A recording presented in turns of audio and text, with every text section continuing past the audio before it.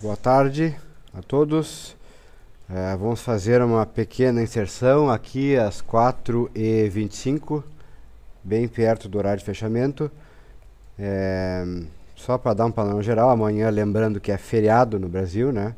Temos o nosso feriado nacional, mais um feriado nacional de um estado laico. Mas então, temos que considerar isso porque a situação, o panorama está começando a ficar interessante no mundo e é mais ou menos isso que nós vamos debater aqui, até porque não teremos call amanhã de manhã. Eu gostaria que vocês prestassem atenção na atual condição do índice, o índice que opera aí com uma alta expressiva de 3%, seguindo os mercados internacionais. A Europa fechou todo em alta, bastante positivo. O FTSE Milano subiu mais de 4%, o DAX subiu 2%, o IBEX Madrid subiu 2,41% e o nosso IBOV, abrindo de gap, testou aqui esse suporte, como estávamos aventando no call matinal, conseguiu romper e vai onde era o suporte ontem, que ele não conseguiu romper. Está rompendo hoje. O problema é que amanhã teremos o dia inteiro de negociação no exterior e aqui não. Ou seja, na sexta-feira o gap é líquido e certo. Curiosamente, apesar de toda essa alta aí, que muitos acreditam ao livro bege do Fed, que ele ainda teceu um panorama bastante favorável para a economia, e em tese seria um tiro no pé. Se o mercado quer mesmo uma política de afrouxamento, o relatório do livro bege do Fed, ele lança dúvidas sobre isso, se vai acontecer ou não, porque ele foi bastante favorável. A economia americana se comporta, se recupera de uma forma moderada, etc, etc. Foi um relatório até bastante benigno. Então é um relatório que aparentemente joga águas frias, joga panos frios sobre a questão do afrouxamento que estaria por vir. O problema é que o editor-chefe de economia do Wall Street Journal, que supostamente é um dos caras com mais acesso, digamos assim, insider, né, uma espécie de insider, às políticas e comunicados do Fed, ele veio ontem à noite isso a público dizendo que o afrouxamento era mais provável do que improvável na próxima reunião do FONC, que é dia 19 ou 20. E parece que o mercado sobe com essa tônica. O nome desse cara é John Hilsenrath. Então, esse é um dos motivos. Agora, o outro motivo, e que eu acho que é o mais premente, é que está havendo, segundo algumas fontes, um fluxo muito grande de capital já há alguns dias da Alemanha para a Espanha.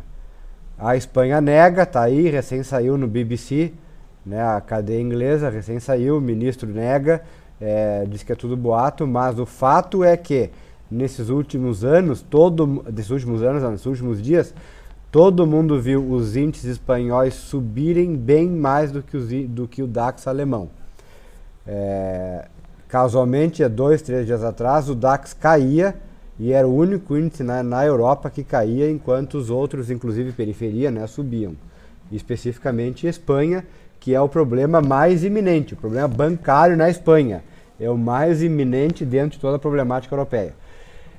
Esse boato aí corre forte, é um programa de ajuda que, inclusive, segundo algumas fontes da comunidade da Comissão Europeia, passaria consideravelmente do patamar de 40 bilhões de euros apregoados pelo governo espanhol, né? 40 bilhões que supostamente os bancos precisariam imediatamente, e tem-se evidências de que o dinheiro está sim fluindo da Alemanha para a Espanha.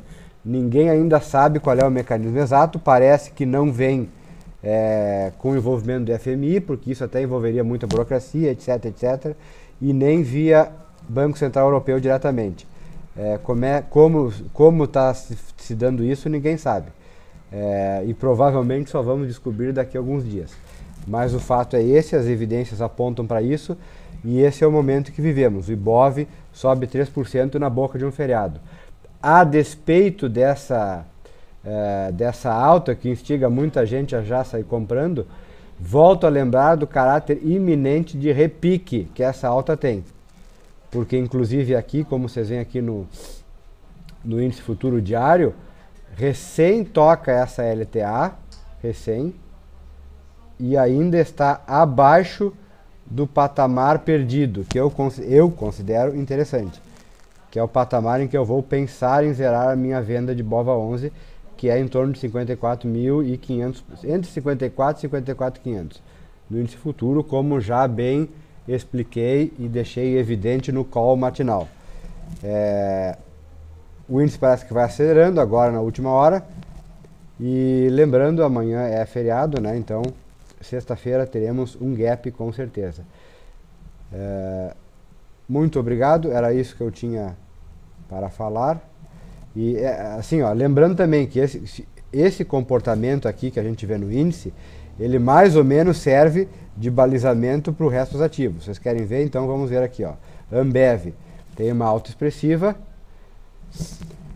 e volta para dentro do patamar que nos servia de alerta conforme ficou explícito no call matinal. Só que também é, ó, meramente um repique. Eu tenho que tratar isso como repique. Eu entendo, a alta é forte, a gente fica tentado a comprar, mas pela boa estratégia parece não ser o momento ainda. Vamos para a Petrobras. Petrobras sequer ganhou, né, conseguiu galgar até o patamar de 19,35, que é o que mais ou menos aventávamos na abertura. Então também fica pelo caminho. E Vale 5, essa sim, parece querer romper a acumulação lateral aqui.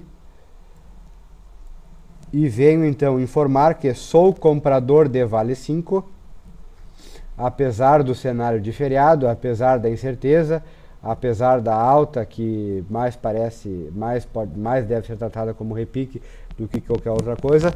Sou comprador de Vale 5, porém, numa quantidade menor do que eu usualmente compraria, justamente pela questão do gerenciamento de risco.